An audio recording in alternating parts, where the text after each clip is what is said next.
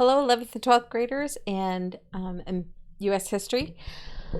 We are going to finish this slideshow today. It's going to be a short lecture, but hopefully we'll get a lot out of it. Yesterday we talked a little bit about, or the day before yesterday, we talked a little bit about labor strikes and the most important strike of the era being the Pullman strike. But now we're getting into other issues of the day, and we're going to talk about women's issues in Wyoming. It was the first to grant women full political privileges ever in the Union in 1890. That's not going to be a federal issue yet. That's not going to happen until the 1920s with the 19th Amendment. But Wyoming was the first to actually grant women full political privileges for the whole state. And that's going to be really important because they're going to be the leaders in much of the West. Women tended to have a lot more rights in the West when it came to voting and to holding political office than other people did. Unfortunately, women were also underprotected in some areas of the West, especially some areas that were considered very Wild West, where women just didn't have the same protection under the law, which was the whole purpose for women wanting the right to vote. They wanted to have the same protections under the law that men did, and they didn't see that happening if they didn't have the right to the franchise. So suffragists are going to be working hard to make sure that people are going to get the right to vote. And a lot of that right to vote power is going to come from the West. Okay, moving on. We've got, there it goes. P.T. Barnum. Now, I know some of you are already starting to sing the first songs for the greatest show on earth. I get it. I understand. Go ahead. I don't care. I'll wait. Okay. P.T. Barnum, he claimed that the public likes to be humbugged, and he had a traveling circus that was the greatest show on earth. He partnered with James A. Bailey, and the circus began touring the country by train. It became a national institution. No, he wasn't an all good guy, and no, he wasn't an all bad guy. He had some good and bad qualities like everybody else does. But the Barnum and Bailey circus did become a national institution and traveled all over the United States. He is famous for saying there's a sucker born every minute, meaning that he believed that people really enjoyed being pranked, being fooled. Aaron Montgomery Ward, he opened his own pioneering business. It was a mail order business in 1872. And this is the beginning of the internet as we know it. People would order by mail. Okay, just like today, I went online and I ordered something off of Amazon, woo-woo for me.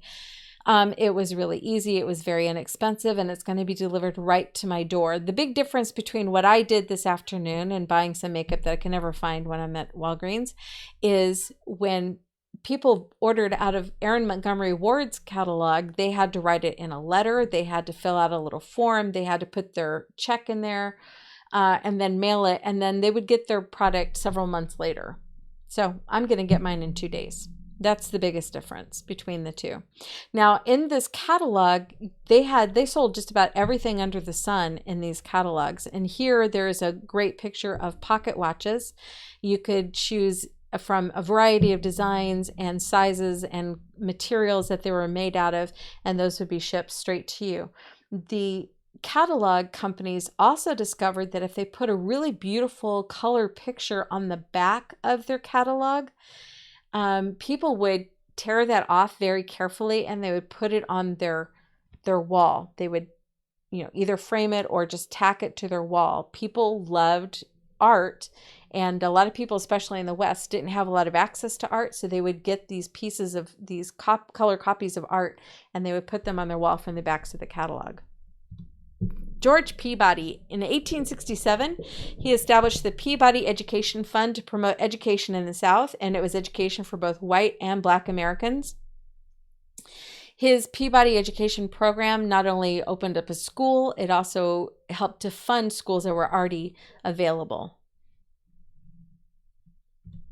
Sheldon Jackson became one of the best-known home missionaries of the era.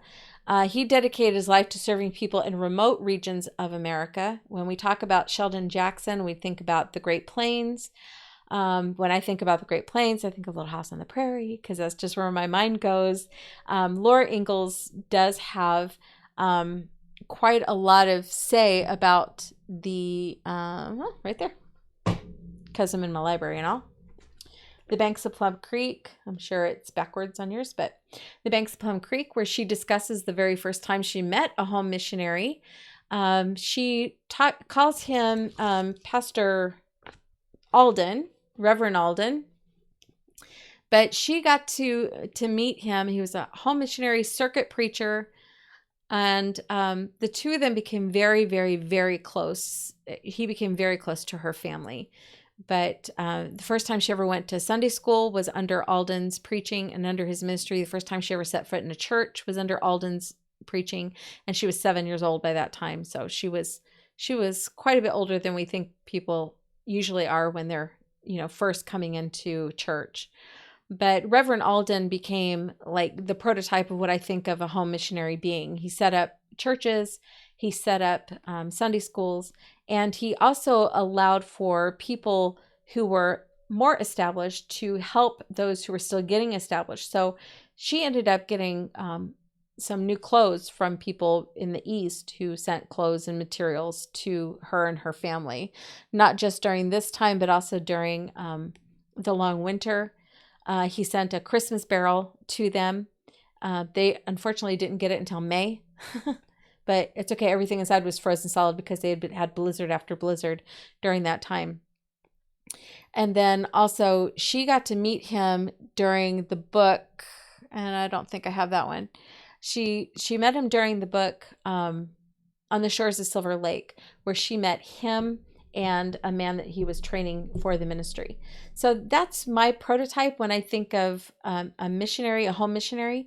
But Sheldon Jackson is actually the best known home missionary. And he's famous really for not just the Great Plains area, but also going up into Canada and into Alaska. When Alaska became a territory, he was a first home missionary there.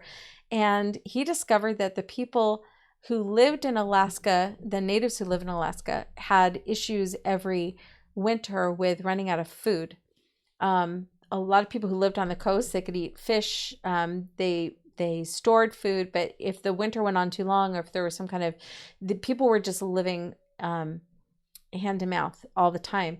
And so he arranged with Laplanders in Europe to purchase a large herd of reindeer, and he brought reindeer into Alaska so that the people would have food on the hoof that they could eat, because reindeer live very, very well in cold climates.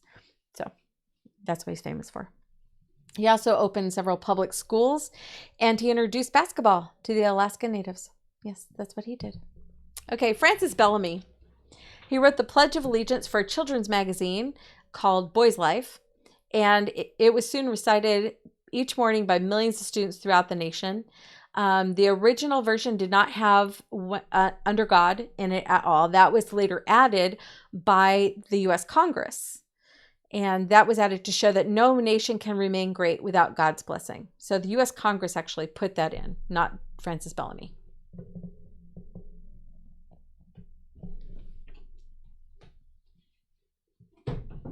Sorry, if I don't shelve it, it'll be on my desk for a week, a month, a couple months. You know how it is.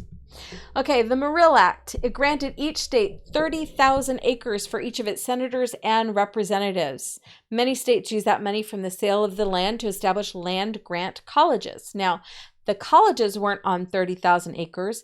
Basically, what it did is it allowed states to now get federal land that belonged to the federal government. They could take and they could parcel up and they could sell it. And the money they made from that sale would then go towards establishing these colleges, land grant colleges. And they were really important colleges because they taught a variety of subjects. But the primary subjects that were taught, especially in the Midwest, were agriculture, homemaking, which, that's an honest to goodness study, and then teaching. Law was also really, really important. So land grant colleges became really big. Okay, Frances Willard was the most dynamic leader of the Women's Christian Temperance Union. Her organization was all about adopting prohibition laws. She wanted to stamp out alcohol consumption in the United States, and she had a background where she was abused by an alcoholic husband. She had grown up in a house where alcoholism was a big problem. And so she wanted to stamp out alcohol because she saw that as really the number one cause for this kind of abuse of families, and families losing the ability to feed and clothe and house themselves because of alcoholism. So her organization worked for the adoption of prohibition laws. They published pamphlets to educate the public and getting public schools to adopt programs to educate students about the hazards of using liquor. This is an example of the Women's Christian Temperance Union pledge. I can read it to you because I know I'm covering some of it up. It says, I hereby solemnly promise, God helping me, to abstain from all distilled, fermented, and malt liquors, including wine, beer, and cider, and to employ all proper means to discourage the use and traffic in the same. Something very close to this is still used today in like the DARE program against drug and alcohol use. Okay, local color writing. Talking about the culture of the day, local color writing is a type of realism that employs picturesque details reflecting scenery, customs, and dialect of a specific geographical area. The most famous local color writer is Mark Twain. He has a way of describing an area that makes you feel like you're there. But more than that, he also brings in the dialogue and the language. Now I'm looking for Twain. I know you're here, Betty. Oh, yeah, hang on. Got it. This right here, The Adventures of Huckleberry Finn, which is a sequel to, forgot, Tom Sawyer. Growing up, I read Tom Sawyer repeatedly. I must have read it a dozen times at least. And I loved it because it's really goofy and silly and rather slapstick. And then I tried to read Adventures of Huckleberry Finn. I found it really boring. And then I became an adult. And I thought, you know what? I should probably just go ahead and, bite the bullet and read Adventures of Huckleberry Finn. And it's amazing. Every person that Huck and Jim meet as they're sailing down the Mississippi River has a different Southern accent. You think that all the people in the South speak the same basic dialect. They do not. And he purposely wrote a different dialect for each person they encountered, which is unbelievable. To think that a writer could do that is just amazing. So here's the deal, though. A lot of people will read this book and they get really offended by the use of the N-word because it is used by those who are bad. Okay. We saw this in Uncle Tom's Cabin. Usually the people who use the N-word were the people who were treating Black slaves very, very poorly. The same basic thing stands here as well. The basic story gist is Jim is been adopted by an older woman in the town. He's not really thrilled about being adopted as a teenager by this woman, and he feels like she has way too many rules. But then his father decides he's going to come back and take him away, and does in fact kidnap him. And he needs to get away from his dad because his dad's abusive. So as he's escaping from his dad, he meets up with another man that he knows already, a man who is a slave to his best friend's aunt named Jim. The aunt's not named Jim. The slave is named Jim. So Jim and Huck both need to run away. So they decide they're going to run away together. So they build a raft and they begin floating. Are you ready for this? Down the Mississippi River. They're going further south to escape from slavery. So that's a huge mistake. The plan is they're going to go south to a certain point and then hook up onto the Ohio River. But they don't quite make it. And so everywhere they go, every time they hit land, they meet with other people who look at Jim as being less than human. Huck basically trying to rescue Jim and trying to keep him to be respected, keep him, forcing people to respect Jim.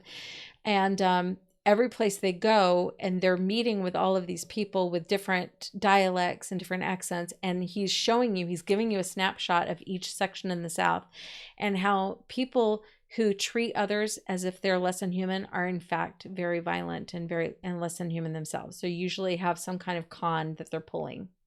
So great book. If you pick it up and you think it's a little boring, then maybe you need to read Tom Sawyer first, which is really slapstick and silly. This is how strange it gets. When I finished this book, at the very end, Tom Sawyer comes in and he was so annoying. And I'm like, oh my goodness, I loved this guy when I was in high school. And now I read a few pages of him and I'm just like, this is a terrible character. So it really does have to grow with you. Okay, General Lew Wallace was a soldier and a lawyer who wrote Ben-Hur, A Tale of the Christ. I won't pick his thing out. Sorry. I think I have it somewhere on here. But he wrote A Tale of the Christ, and that became a huge bestseller, one of the bestsellers of his day. He became a Christian while doing research for this book. His thought process was, what if somebody wrote a book about someone who lived at the same time that Jesus did, but wasn't actually a disciple or, following Jesus? They were just kind of existing at the same time, and just kind of their paths cross for a very short period of time. So while he was researching what life would have been like during Christ and actually researching Christ himself, he became a Christian while doing research for the book. The book sold 2 million copies in various languages, including Arabic and Chinese. It was the most popular novel among Americans in the late 19th century. And I know that's one of your homework questions, so make sure you get this one, okay? It is a very big book. You can watch the movie. The movie is like 4 hours long, just giving you a heads up, but it is very good. Charles M. Sheldon wrote his devotional classic called In His Steps, about people in a fictitious American town who take a pledge to not do anything without first asking the question, what would Jesus do? It sold 30 million copies in the United States, has been translated into 20 foreign languages. The phrase WWJD, what would Jesus do, comes from this book, not the other way around. In this story, a man, what people would consider a bum, a man who's homeless because he's lost his job, his child is sick, he's lost his wife. He walks into a town, he knocks on everybody's door asking for a little bit of work to do to earn money.